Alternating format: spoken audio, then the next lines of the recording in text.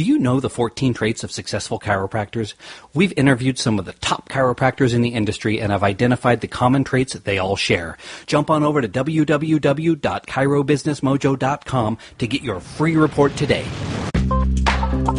Welcome to the Chiro Business Mojo podcast, where we deconstruct the methods, marketing, and mindset of successful business people and chiropractors from around the world. And now your host, Dr. Richard Day.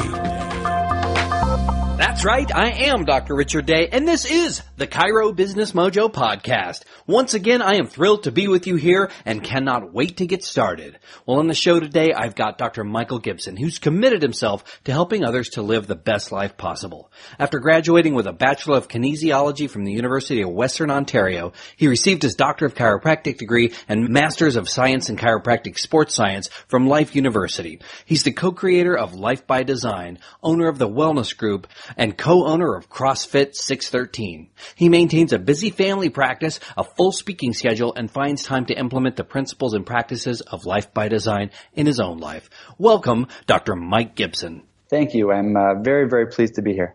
Well, thanks so much for being on the show. Feel free to jump in and fill in any of the gaps I might have smoothed right over in that bio. Sure thing. First of all, I have an amazing partner who the listeners actually probably know. Kristen McKeag is one of the founders and creators of Eat by Design Coaching. So I'm sure most of the docs have come across her stuff, her recipes and her videos, her meal prep stuff on Facebook. Now up in Canada, of course, it's winter is on its way. So I spend most of my time in hockey rinks. I have two boys, 5 and 8 years old, and I bet I spend a good 12 to 15 hours on the ice with them every week. So that's really where I am if I'm not in my practice adjusting. Wow, sounds like you're definitely busy with a couple of boys in sports, to be sure. We've had the pleasure of interviewing Dr. Jamie Richards on the show before, and he talked about Life by Design. But for those who may have missed that show, why don't you tell us a little bit about what that is? Sure thing. Life by Design really has two components to it, and the first one is really the lifestyle program that we developed and created maybe 6-7 years ago now, and it was really something that we created for our practice members, for our patients, in the sense that, of course, we're checking and adjusting for subluxation every day in our practice, but we realized for people to really truly get healthy, there were other requirements that they needed to fulfill, namely great sleep, good food, exercise, and a very healthy, mindset. And so we developed this program to help them fill those gaps that we felt were missing. And as we created that, a lot of other docs started to pay attention to what we were doing and wanted to know how they could also share this program in their offices with their patients. And so that's really where Life by Design for chiropractors was born. And fast forward to today, we serve many clients, do a lot of coaching, consulting, and have actually many offices who are actually using the Life by Design brand in their practices. Wow, what a cool thing. Well, how do you guys split the workload? I mean, what is your role as it compares to his role? That's a great question. Actually, to be complete, there are 4 partners in Life by Design, Dr. Cratio Jug and his wife, Dr. Rochelle. And so it's really, splitting this workload amongst the 4 of us. And, the thing I think it would be most valuable for your listeners to know is that it's really evolved. I'll say that for sure over the years, but it's really evolved in the sense that we've become very, very clear what each one of us is very, very good at. And so what we've done is we say split the workload. We essentially split it up to things that we are going to excel at, that we are passionate about, activities and tasks and projects that are going to energize us and things that we're going to enjoy working on. And what we found is that the more clear that we've become about what that is for each of us, the better the results and the more the company has actually taken off. Well, what is one thing that is really exciting you about Life by Design today? It would have to be LifeCon. LifeCon is our annual live event, and it was here in Ottawa 3 weeks ago now, and it was just a great event. It's always kind of the highlight of our year to get to hang out with some just really, really great docs and get to not only share information, share our knowledge, and do whatever we can to help these docs, but just to hang out with like-minded people is certainly a highlight of our year. But specifically this year, we were very, very excited to introduce what we've called the Ultimate Chiropractic Marketing Blueprint. And it was the first time it was brand new. We had just created this, And essentially, in a nutshell, it's a system. It's a marketing system that has kind of brought all the different pieces of marketing and brought them all together. And it was, the response was just overwhelming. The feedback was fantastic in the sense that for the first time, a lot of docs were really starting to see the big picture when it comes to marketing and seeing how all these individual pieces can fit together to really make sure that they're getting the best return on their marketing dollars. Wow, what a great tool. I'm going to link to this on the show notes. I'm going to link to Life by Design and Life by Design for chiropractors. I want to shift right now. As you know, this is the Chiro Business Mojo podcast, and I want to drill down into the specifics of the business side of being a chiropractor. And you've worked with a lot of chiropractors, obviously, in your experience. What separates those who are really killing it, who are more successful in practice, from those who, are maybe stuck and right there in the middle? I think there are definitely many factors, but if I was to pick one, I would definitely say it comes down to self-esteem and, of course, confidence, certainty, really knowing what you know and just being so certain in everything that you say and everything that you do.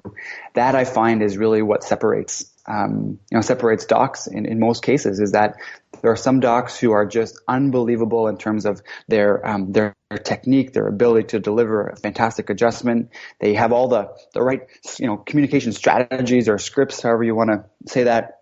But they lack that self-esteem versus someone who is just so confident and just carries themselves in that, very certain way. And it really comes across to the patients, but they may not be as good, as masterful with their technique, or they may not actually say the most eloquent of things and communicate in the best way, but that certainty seems to carry them. And I've definitely seen that trend and made that observation over the years, that the biggest, most successful chiropractors always have one thing, and it's really, really strong self-esteem and confidence in who they are and what they're doing.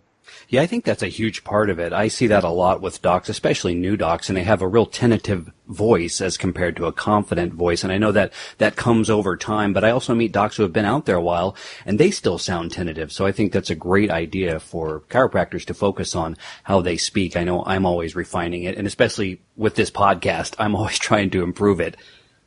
Yeah, it's something, I've had a lot of associates in the practice. And so just working with them, I totally agree with your sentiment about, newer docs. Definitely they seem to struggle with this more. But the more that we've had, worked in terms of our consulting side of Life by Design and working with docs who have been in practice, and especially docs who have, especially maybe gone, we, Life by Design, we of course are advocates of a third paradigm model where, chiropractic is something that we, the purpose of it is that we need to make sure that the health of the spine and nerve system, is optimized. That's our goal, regardless of symptoms. And so you have some of these docs who have been in practice a long time, and they seem to kind of sway back and forth in their heart. They seem to want to practice in that third paradigm model. And, sometimes that treatment oriented type of practice times kind of sets in a little bit, and they kind of get a little bit uncertain. And I think that's where their certainty and confidence really starts to waver, and it comes across in their communication. So by when they're in front of a practice member, in their mind, they're having this confusion about what it is they really want to do, what it is they really believe, and what type of service they actually want to deliver. And that lack of certainty really tends to come across, and it has a big impact on their success. Yeah, I can definitely see that, and that's a great tip. If I were to summarize, I'd say get clear on what it is you're doing and get clear on the why, the why of what you're doing as well. Absolutely. Well, in terms of chiropractic marketing or marketing a practice, what do you see that is working the best today? I think for us personally, what I will call content marketing is definitely the thing that is allowing us to get in front of the most people and is getting more and more people in our community at least engaged and introduced in what it is that we do. Is this online? Yeah, and there's going to be many different ways to do that, and that's another big piece of marketing, and part of why the Ultimate Chiropractic Marketing Blueprint is so exciting is it's actually blending both, online and offline, together into one system, an integrated system, where you're actually leveraging, your resources so that everything kind of fits together in a nice little package. I think that's very, very important. But yes, to answer your question, definitely for us anyway, the majority of that for us is online. Not that I think that has to be true for everyone, but with our strengths, again, back to our unique abilities in my practice, is that we have a group of people who are very strong online with the technology and very aware of social media, how it works and so forth. So for us, it definitely is online, but it's really just about choosing a mechanism to be able to get, your brand out there to more people. And unfortunately, the reality is that, chiropractic is not something that a lot of people are just, can't wait, are searching for in our communities. I hate to say that, but it's true. And so it's just finding, a valuable content, understanding who your market is, what they want, and, allowing yourself to build authority through providing that for them and really beginning a relationship, which then of course opens them up to what else you do and opens them up to the possibility of chiropractic and learning more about it. Yeah, I think it would really benefit chiropractors, especially ones who have been around a while and haven't really realized what the digital internet age has done and what that's opened up for us, to jump on board and really figure that out and create that conversation around our practices. If they haven't taken advantage of that, that's one mistake they might have made. What other sorts of marketing mistakes are you seeing chiropractors do? I think, just to touch on a little further, the biggest mistake for sure is not understanding who your market is, who it is that you're trying to reach, who that ideal practice member might be. Really, diving in and spending some real quality time trying to figure out who that is, what makes them tick, what their challenges are, what their pain points are, really understanding them. No matter what type of marketing project you're doing, that is the key piece of it. And if we don't get that right, then really the rest of your marketing, may fall flat. And that's why I think, chiropractors can do the same thing. They can take on the same project. They can take on a dinner with the doc or a screening or a talk or what have you. Two docs in different communities with different markets can do the exact same thing. It falls flat for someone and it just, knocks it out of the park for the other. I think that's the big difference, is that really, you need to make sure that all of your marketing is really aligned with who your market is, who you're trying to speak to, because if it's not, it will not work. Well, one of the things I've done in practice is try to network with local businesses, especially if we share a common, if my patients are customers of theirs and vice versa. What are some of the ways, I guess, you recommend people make those connections? Yeah, that's a great question. I've always been a fan. I'm not sure if it's named the same thing, in different places, but here we call it the BNI groups. And I've always been a big fan of the idea of BNI groups, where you're getting a group of entrepreneurs who are eager to build their business, to make relationships. And I've always loved the idea. But, and likely a lot of your listeners, have been to these groups and said, oh man, like it was such a waste of time. And I would agree. I went to, many of those when I was early in practice, and they never really worked out the way that you expected them to. And so what I always recommend docs do is actually create your own group. And in doing so, you get to choose businesses who share your values, first of all. You get to choose, people who are very driven, who are full of integrity, that are going to be able to, are really, not just in it for themselves, but actually looking to reciprocate in the sense that, they obviously want to do whatever they can to make sure that you are going to promote them, but also willing to return the favor. It's a lot about who the people are, I think, in these groups. But I think if you're willing to spend the time to search out these people, interview them, make sure they're a great fit, and then be a leader in the sense that you want to create this group and really drive it, have events, bring up opportunities for be a connector in the sense that you can bring other people outside, maybe two different people in these other businesses, bring them together and show how you can bring value, kind of like almost like a mastermind, and you're the leader where you're trying to bring all of these people together. So I think BNI is a great way to do it, but I think you need to have someone who's really driving it, and you need to have a really good interview process to really make sure that the people involved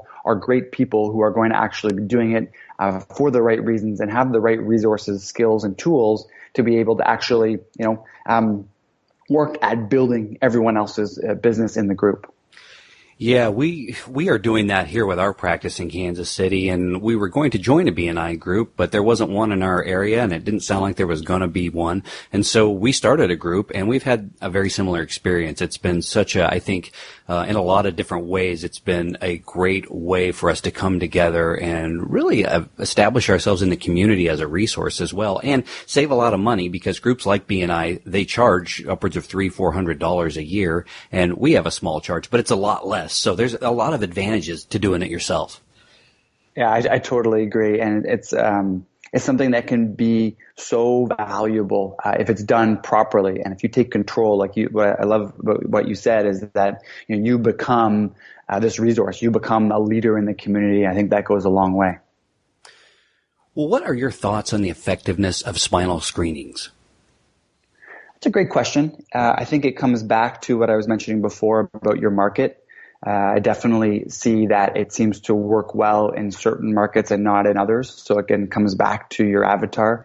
I know I can say, and only speak from my community here, is that screenings are not effective here, and it's not just because of the way that they're run. I've seen them run very, very well and not be terribly effective. And that's very much changed. Back when I first started practice, there was something that was very, very effective here. But I can definitely tell from interviewing people and speaking to people about it in the community, and I don't mean chiropractors, but, lay people, it's something where they, definitely it's something they don't expect a professional to do. It's not something that is an acceptable, from a cultural perspective.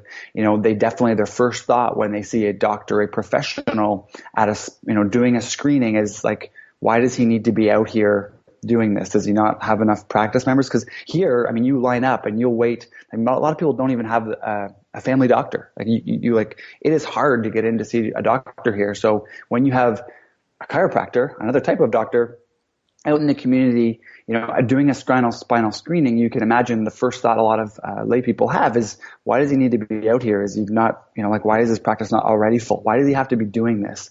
And so that may not be the case in a lot of places, and a lot of people around the world do screenings very successfully. I've done them in the past, but I know in my marketplace, it doesn't fly, and it's something that is actually frowned upon by many people in the community. Yeah, I certainly understand that, going back to what you said earlier about having a confident voice when you're speaking to people because you're confident in what you're doing. I did a few spinal screenings when I first started, and for that exact reason, I thought this is not what a professional doctor, I didn't feel like it was appropriate, and I had a hard time really being legit and credible in that role. And so I've done very, very few. And I know other people have had great success with them, but it's not for me. And I've managed to build a couple of practices that have become very successful without it.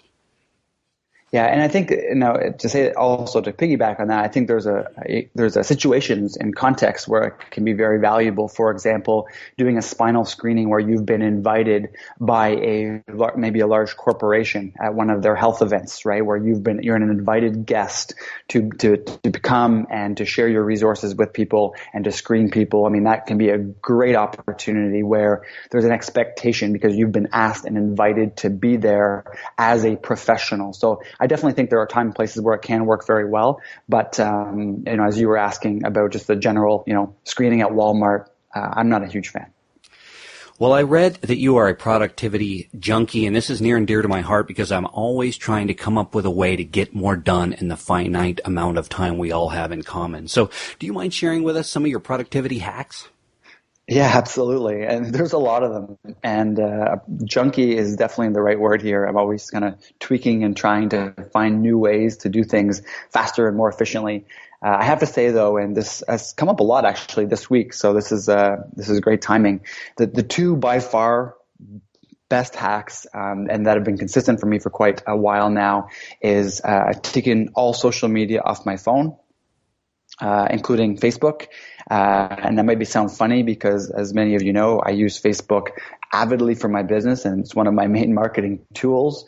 But as far as my personal feed and looking at the news feed, I cannot do that on my phone anymore. I've removed the app. And even further to that, on my desktop and on my laptop, I've actually got one of those, Facebook news feed blockers, so that when I go on Facebook to do business, I can't get distracted by the news feed. So that has been huge for me, the amount of time that I know we all spend on Facebook just kind of scanning the news feed.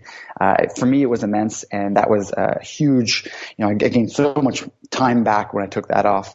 The second one, this is one that surprises a lot of people, but I don't have email on my phone, and I don't have email even on my laptop. And so when I'm at practice, my setup is that I have a laptop that I bring back and forth, and I do most of my work from my desktop. But on my laptop, of course, you can always log on like online, but I don't have email set up on my laptop. So when I'm in practice, I am 1,000% focused on checking and adjusting and doing whatever else I need to be doing for practice time.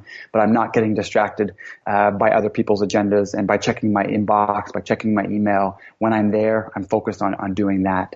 So those have been, two of the probably the biggest things that have been the biggest, not just time savers, maybe more efficient, maybe more productive, but also allowed me to stay much more focused on whatever project I am doing at the time. Well, that's a great, both of those are great tips. I think, especially social media, it's so easy to get in with one idea in mind and then, oh, wait, hey, look, someone had a baby. And then the next thing you know, it's been 15 minutes and, that may have been your window of opportunity to get something done. And instead you just, laughed and looked at things and liked things. And I think it happens without even realizing it. People, at least I have a need sometimes to sort of check out and take a mental break. And what I think might be 2 minutes of that, suddenly it's 15 and whoops, that didn't work. Yeah. And I guarantee all the listeners, we've all done that. We've all been there 45 minutes later. And it's like, what just happened? Yeah. Well, let's talk a little bit about the patient experience you create in your office. I'm big on this. I think that, from a patient perspective, they may not know what chiropractor A is doing different than chiropractor B. And one of the ways we can really differentiate ourselves is creating a fantastic patient experience. What is it like for a patient when they come in your office? I think we're very clear, and I think this is something that stands out to a patient coming into the office right away, is that we're very clear about what we do and what we don't do. And so we're very clear right in that initial consult to really be clear about what it is that we do and what it is that we don't do, so that, they can understand what they're, to make sure that they're in the right place, of course, but also so that we can differentiate ourselves, because, a lot of people have either been to a chiropractor before, or they have had this mindset of what a chiropractor is based on stories they've heard. And so I think one of the really important things that we need to do first off is to make sure to reset those expectations. And if you can differentiate yourself and let them know and communicate how you are different, I think you kind of, open the door and have this opportunity to start fresh. So that would be definitely one thing that I think just starts this whole new relationship off on the right foot. The second part I think that stands out to me, as I think through our process, is just the thoroughness of our day one visit. The time that we spend with our consult, really listening, and the series of tests that we do, the series of objective tests that we do to really determine whether or not they are in the right place. That's something that really stands out when we get a lot of feedback from, is just, I so appreciate you taking the time to do all these tests. And also what it does is it creates this sense of curiosity for visit 2, where they're very excited to come back to get their results, because they're like, wow, I did all these tests. I kind of got a sneak peek at what my results were.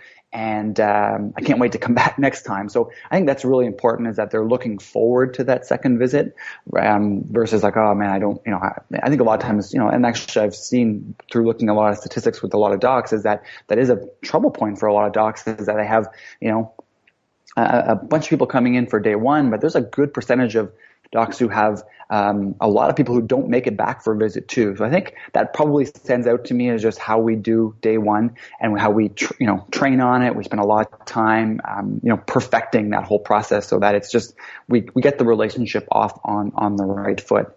And then I think the only other thing that stands out is that we get a lot of feedback on is probably just how smooth the office runs. Everything is very, very, very, very systematized. Everything just works like clockwork. There's rarely any breakdowns, rarely things that go wrong, only because we've trained so much on it. We've spent so much time, dissecting the systems, creating very detailed systems. When this happens, do this. When this happens, do that. And so our team just work like clockwork, and it's something that people, really notice and comment on is just how well run the business is. And they appreciate that because that allows them to not only get great care, but allows us to be very respectful of their time and get them in and out, with just a great experience every time. Yeah, I want to touch on a couple of things you mentioned. I'm always surprised when I'll talk to a doc and they'll tell me that, well, they do a real cursory exam, but it might last just a couple minutes and they already know what's wrong with them and they go ahead and start adjusting them. And I think, well, wait a second, what if there's something, a red flag and you didn't really look very closely at it? And I guess B, how do you really know what's wrong if we're trying to fix the cause if you didn't take the time to look for it? And C, that, at least, is how I build so much rapport with someone who is placing their trust in me, is by really taking that time. The person, and this is what I believe, you're being judged all the time, and they're thinking, are they in the right place? Am I with the right doctor? And if you're showing them that, you're not going to spend that time with them, that they're realizing it. Maybe not while they're in the office, but certainly when they reflect on that time later.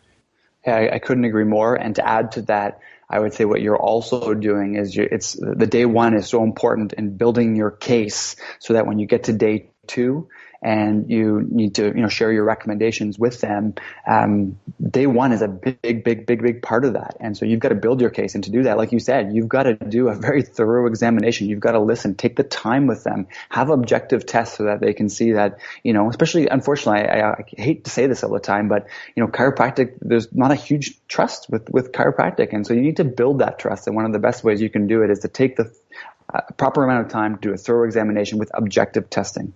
Yeah, and the other part of what you said that I think is so great are the systems. When I have any experience, be it going to a restaurant or riding on an airplane, I'm a consumer like everybody else, and I'm looking, am I being well taken care of? Do they seem to know what they're doing? It's no different with our patients. Absolutely. This podcast is all about providing some actionable content for our listeners, and you've already done some of that. Do you have anything additional you would recommend, either a single action step or a series of steps for the new doc? And then let's break it down for the guy who's been around a while and is maybe looking for a different direction. I think for the new doc, my biggest recommendations, going back to how we started this conversation, is the whole self-esteem piece. And so my biggest recommendation is to read Nathaniel Brandon's book, The 6 Pillars of Self-Esteem, a fantastic book just to get your head around what self-esteem really is. I think that sometimes it can be a little bit of an abstract term, and I think reading that book, although it's a challenging book, is a great place to start to really start to understand what it is and what it is to act with self-esteem. So that would be my recommendation for a new doc.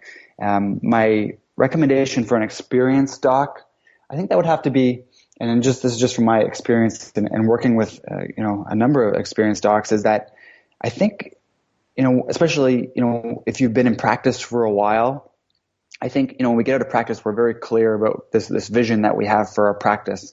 And unfortunately, a lot of times it is a vision that's just kind of like, well, everyone, 500 visits a week is the kind of vision as chiropractors that we should all have. So that's the vision. So whether or not it's their own vision or not, I'm not sure. But as a more experienced doc, I think what I would recommend they do is actually spend some time to kind of go through that process of, okay, I've been in practice for X many years now. I built this, I've done this. What is my vision now? What's my vision for the future? Has it changed? Because what I find for a lot of docs is that once they've been in the game for a while, it changes significantly.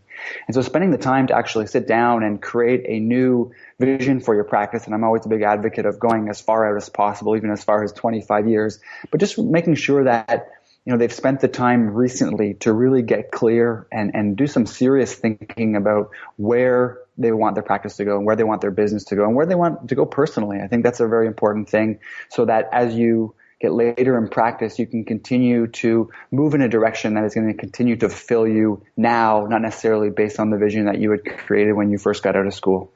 That's great advice. We wear so many hats as a business person / chiropractor / marketer, entrepreneur. The list goes on, and it's very easy to lose track of what that big goal is. So if you could put a big lighthouse goal, reestablish that so that you know what direction you're heading, that's going to get you back on course. I want to shift right now and talk about success in general. Now, you've obviously had a lot of success in your career, and we learn a lot from success, but we tend to learn even more from overcoming challenges. Do you mind sharing with us a challenge or a failure in your life that you've overcome and what you learned from it? Sure. This is easy to pick the challenge because it was a pretty massive one. When I was, well, I guess when my sister was 26, she was diagnosed with leukemia. And so she was 2 years younger than I was. And this was about 3 or 4 years into practice. And this was obviously very shocking. She was extremely healthy, did all the things that I did, that I recommended to my patients that they do as far as health goes. Get checked, eat like this, exercise, very happy or seemingly very happy. And so this was a massive shock. And so over the next 4 years or so, she was in the hospital for most of those 4 years. Multiple rounds of chemotherapy, bone marrow transplants, endless types of, surgeries and you name it. She passed away, 29 years old.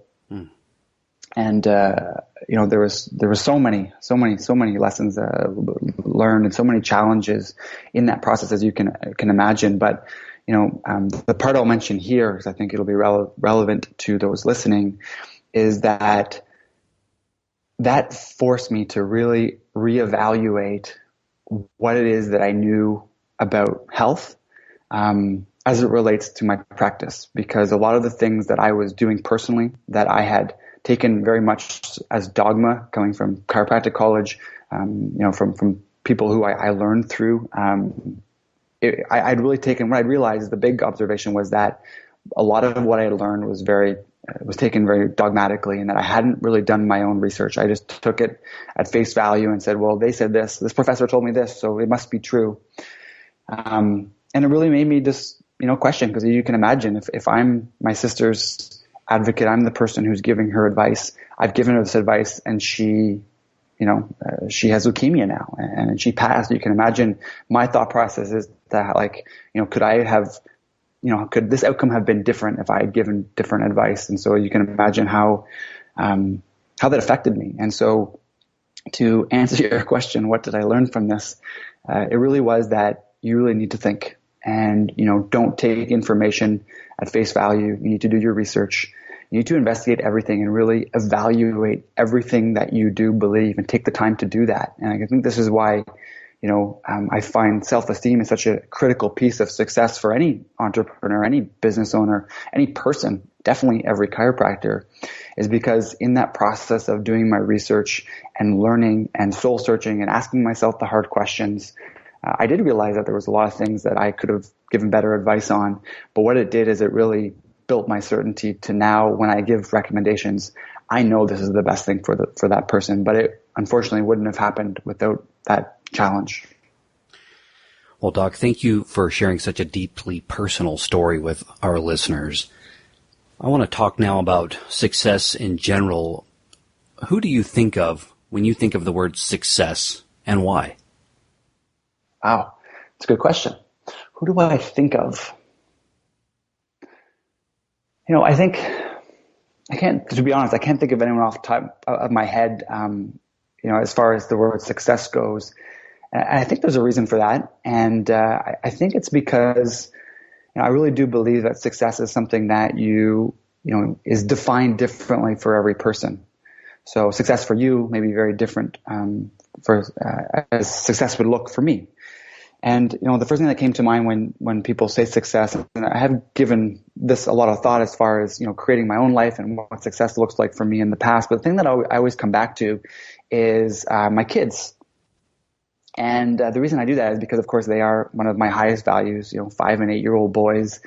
They are a huge part of my life, and my time with them and the relationships that we're building now are, one of my highest values. And so when I think about all that I do with work, with Life by Design, with my practice, with everything that I do, I think, the real goal of all of these things is, of course, to bring value back to me. And because my kids are one of my highest values in the relationships with them, is that success to me is being able to spend quality time with them, to build those relationships, and to be able to, from a financial perspective, because of my success in business and the value I'm creating to others, to create a life where we can do what we want to do, to create the life we want together, and in the process build these amazing relationships. And so when I see other people who have amazing relationships with their kids and those people that are most valuable to them, that's really what pops in my mind when I think about success and what it means to me.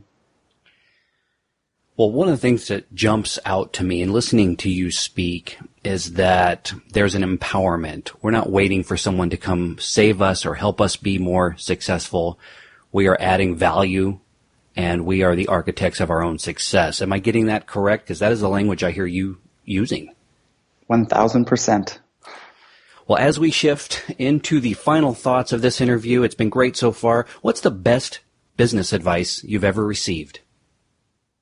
The best business advice came from Dr. Steve Hoffman, and it came out at TS, Total Solution, the CLA program out in the mountains in Colorado.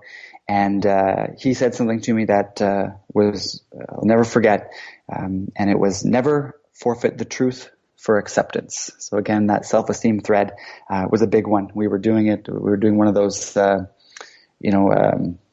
I'm not sure what you call them. You climb up the ladder and you fall back in the group, and one of those trust building exercises. And he said it to me when he was at the bottom of the ladder, and I've never forgotten it. And it was the best advice, both personally and from a business perspective. Well, there is no shortage of people who will give you their opinions in the world, and not all the advice we receive is good advice. Can you recall a really horrible piece of business advice you were given? Yes, and specific to chiropractic, I was given the advice not to bring on an associate until I had built my practice to full capacity. And that, as I reflect back, cost me a lot of money. Yeah, I can definitely see that. I mean, there might be some variation in that given, what's going on if you're in a big or small town, but I think you're absolutely right. I think bringing more people in is probably going to be helpful in growing the practice. Yeah, absolutely. Well, thanks so much for your time today. You have dropped a lot of value bombs here that I think are going to be beneficial for our listeners. What is the best way for people to find you and find out more about what you do? Yeah, I think probably the best way is Life by Design for chiropractors.com. That's the branch of Life by Design that we coach and consult chiropractors through. We have our podcast there, which I'd really encourage people to go out and listen to. And then if you'd like to reach out to me personally, my email is mike@lifebydesign.com. Well, Dr. Mike Gibson, thank you so much for adding value to this podcast by giving us your time today.